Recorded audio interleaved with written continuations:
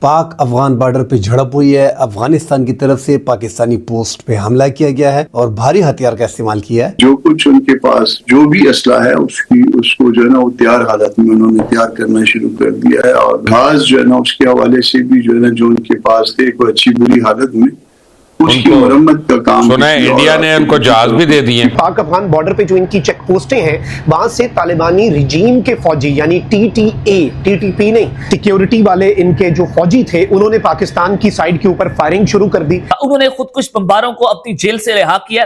अब उनकी फिल्ट्रेशन जो है वो कराई जा रही है पाकिस्तान के अंदर और इनका नेक्स्ट स्टेप ये है कि इस्लामाबाद में बड़ी बिल्डिंग्स को निशाना बनाना। असल में तरह निकला हुआ है GHQ के अंदर के यार, और जो रियलिस्टिक एक सिनेरियो है इन ड्रोन्स को लेके जो अब साबित हो गया, इन्होंने खुद मान लिया कि ड्रोन्स हैं अफगानिस्तान के पास। अगर ये पेशावर पहुंच सकते हैं तो आगे फ्लाइट तो सिर्फ 10-15 मिनट की है। ये पिंडी इस्लामाबाद हेडक्वार्टर ISI और GHQ भी इनके निशाने के ऊपर आ सकता है। 2021 से लेके अब तक 4000 हमारे जवान, हमारे फौजी अफसर शहीद हो चुके हैं, 20,000 से ज्यादा जख्मी हो चुके हैं। तो ये तो सस्टेनेबल नहीं है। जब तक हम GHQ रावलपिंडी को खत्म नहीं कर देते, जब तक इस मुल्ला मुनीर को जमीन दोष नहीं कर देते, मतलब जमीन के नीचे, तब तक ये पोस्टर बॉय अब जिहाद है। आप इसको आर्मी समझिए, उससे क्या फर्क पड़ेगा? ये जाएगा तो कोई और आ जाएगा इसी देश जिहादी। नमस्कार दोस्तों, फिर एक बार अफगानिस्तान ने पाकिस्तानी आर्मी पर धावा बोल दिया है, जहां पर तालिबान के फाइटर्स ने कल रात एक बड़ी अटैक की है पाकिस्तान आर्मी पर, जिसमें पाकिस्तानी आर्मी पर टैंक से गोले दागे गए हैं और पाकिस्तान को बड़ा नुकसान भी पहुंचाया गया है। आप सबको याद होगा कुछ दिन पहले पाकिस्तान आर्मी ने एयर स्ट्राइक्स किए थे अफगानिस्तान पर और अफगानिस्तान के सिविलियंस को मारा था। उसके बाद कहा जा रहा है कि इसका बदला तालिबान ज़रूर लेगा। इसी चीज़ को लेकर अब पाकिस्तान के GHQ में खौफ का माहौल है, क्योंकि अब पाकिस्तानी आर्मी को समझ में आ रहा है कि अगर आसिम मुनीर अफगानिस्तान पर एयर स्ट्राइक्स करता है तो तालिबान भी अब पाक आर्मी के हेडक्वार्टर्स रावलपिंडी में भी अटैक कर सकता है और इसके बाद बचाने ना टर्की ना कतार आएंगे, क्योंकि ये जो इस्लामिक देश है ये भी पाकिस्तानी आर्मी की दोगली पॉलिसी से परेशान हो चुकी है। चलिए इसी पर आगे पाकिस्तानी मीडिया का रिएक्शन देखते हैं। इस वक्त पाक अफगान बॉर्डर पर जंग का आगाज हो चुका है तो ये कहना गलत नहीं होगा।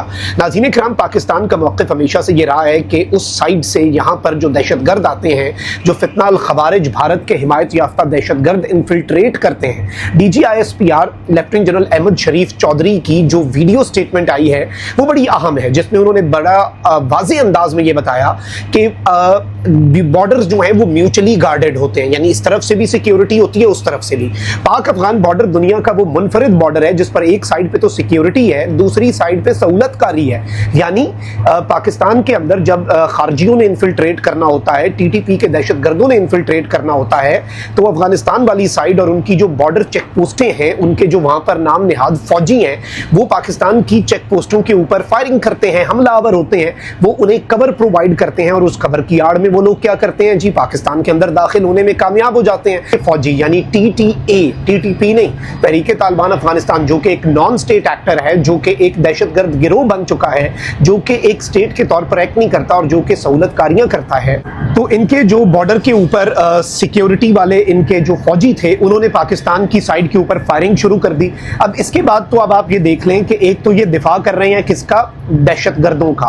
आलमी सतह पर जो डेजिग्नेटेड दहशतगर्द हैं उनका ये दिफा कर रहे हैं। फिर सेकेंडली ये उनके दिफा में पाकिस्तान की सिक्योरिटी फोर्सेस पर हमलावर हुए हैं। अब ये चीज बड़ी क्लियर है कि पाकिस्तान ने डिप्लोमेसी को, टॉक्स को, पीस को, Pakistan gave it all the possible chances.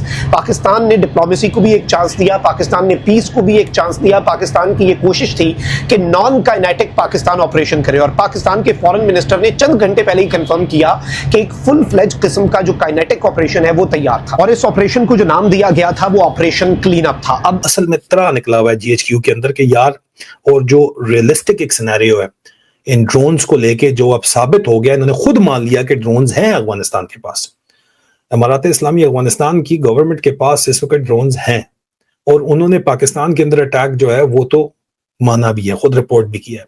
Tajikistan वाला अटैक जो इनके मत्थे मारने की कोशिश की जा रही है ताकि चाइना इनके खिलाफ हो जाए, चाइना चुप है इसके ऊपर, चाइना ने इसके ऊपर कोई बात नहीं की। ठीक है, और चाइना ऐसे बात करता भी नहीं है। इनकी जो मर्जी ये कोशिश करते रहे, लेकिन हकीकत ये है कि आईएसआई को इतना नहीं पता कि जनाब मानिक 4 ड्रोन्स जो हैं, जो इमारात इस्लामी अफगानिस्तान के पास हैं, असल में रियलिटी में मानिक 4 जो है वो ड्रोन का नाम नहीं है, मानिक वो इंजन है जो कि इंडिया ने अपने अनमैन्ड एरियल व्हीकल्स के लिए, ड्रोन्स के लिए डेवलप किया है। ठीक है, अब अगर अफगानिस्तान में हम मारेंगे तो ये जवाब में आगे आएंगे, और फ्लाइट को इतनी दूर नहीं है। खैबर पख्तूनख्वा मतलब पेशावर, खैबर पेशावर के साथ जुड़ा हुआ है।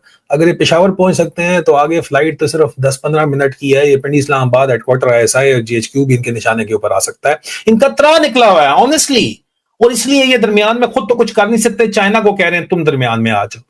टर्किश नाराज हैं allegedly, और कतरी इनसे नाराज हैं कि तुम्हें कहा था बंदे के बच्चे बन जाओ, तुम बंदे के बच्चे क्यों नहीं बनते। जब तक हम जीएचक्यू रावलपिंडी को खत्म नहीं कर देते, जब तक इस मुल्ला मुनीर को जमीन दोष नहीं कर देते, मतलब जमीन के नीचे, तब तक ये पोस्टर बॉय अब जिहाद है। आप इसको आर्मी का समझिए। उससे क्या फर्क पड़ेगा, ये जाएगा तो कोई और आ जाएगा इसी देश में। सर आर्मी की साख खत्म होगी ना। देखिए हसन नसरुल्लाह को मार के मुल्ला नईम कसीम तो बैठा है, पर नईम कसीम का वो जलवानी जो नसरुल्लाह का था। इस्माइल हनिया को मार के मोहम्मद दैफ आया, या सनावर आया, मोहम्मद सनावर आया, सब निपटते गए। और ये कार्रवाई इजराइल की तरह जारी रखनी पड़ेगी। भाई अगर कोई बैठता तो उसको भी उसका भी निदान जल्दी से जल्दी करना पड़ेगा, क्योंकि साख ये कि पाकिस्तान में एक पेट है आर्मी की। भाई हम ये कर देंगे, हम ये कर देंगे, हम ये कर देंगे, हम काफिरों को दिखा देंगे, हम ये कर देंगे। जब वो आर्मी अपना ही पिछवाड़ा नहीं बचा पाएगी तो लोग क्या पूछेंगे। और मैं आप एक और बात बताऊं आपको, अगर इसको मुल्ला मुनीर को लगता है इसने अपनी बीवी और 3 बच्चों को अमेरिका में भेज दिया और अमेरिका इसका सगा बेटा, एक दिन याद रखना मुनीर, यही अमेरिका तेरी बीवी और तेरे 3 बच्चों को तेरे अगेंस्ट लिवरेज बना के यूज करेगा। ये अमेरिका है, किसी का सगा नहीं है वो, हो गया ना। ऐसा कोई सगा नहीं जिसको हमने ठगा नहीं। बंटी बबली वाला ये गाना बिल्कुल अमेरिका पे फिट होता। तुम्हें लगता तुम्हारे बीवी बच्चे वहां बड़े सेफ है? They will be used as a leverage against you one day. अगर तूने अमेरिका को 3-6 महीने में या 9 महीने में वो नहीं दिया जो वो तुझसे कह रहे हैं, डोनाल्ड ट्रंप का पेच बहुत ढीला है। वो एक दिन बोल देगा कट हिम लूज, एक लाइन बोलनी है cut him loose. Then Mullah Munir you will run for your life. अब तो लबीक वाले तुझे ठोकेंगे, तहरीक तालिबान वाले ठोकेंगे, तेरी आर्मी वाले ठोकेंगे, तेरे आईएसआई ठोकेगा, सीआईए कुछ कांड करवाएगा, या और भी जितने लोग हैं जो तेरे पीछे पड़ेंगे। तू तो वो बुजकशी का बकरा बनेगा। फिर बुजकशी का खेल होता ना, उसका जो बकरा होता वो तू बनेगा Munir. That is what is going to happen to you. इसीलिए ये जो तू शेर की सवारी कर रहा, जिस दिन रुकेगा सबसे पहले शेर तुझे खा जाएगा। इतिहास गवाह है, पाकिस्तान में कोई शेर की सवारी बहुत ज्यादा देर तक नहीं कर पाएगा। हालत मुल्क की खराब है, आटा नहीं है, चावल नहीं है। 5200 रुपए में 10 किलो आटा नहीं मिल रहा। क्या करेगी जनता? कहाँ जाएगी जनता? किसको काट के खाएगी जनता? अब तो वहां कुत्ते बिल्ली भी नहीं बचे, वो भी चीनियों को दे दिए। अब तो बस पता इंसान ही इंसान का पेट भर सकता है, एक टाइम तो वैसा आएगा। अब भाई देवे, अब पाकिस्तान में सर 22 दिन का पानी बचा है। ये ऑफिशियल डाटा आ गया उसी ऑस्ट्रेलियन इंस्टीट्यूट का, जिन्होंने पहले बोला था 20 से 22 दिन का पानी बचा है। ऐसे परिप्रेक्ष्य में अगर तुम गजवाए हिंद और ये सब फतूर सोच रहे हो, इसको भूल जाओ। तुम ये देखो कि तुम्हारे घर में रोटी कहां से बनेगी। कहानी ये है कि हमारे पास प्रोजेक्ट है, we have a plan in place how to dismantle Pakistan. और ये गलत फहमी मत रहा है अमेरिका बचाने आएगा। बेटा कोई बचाने नहीं आ रहा। चाइना बचाने आएगा, चाइना नहीं आएगा। सऊदी आएंगे, सऊदी तो खुद नहीं लड़ते, तुम्हें क्या बचाएंगे।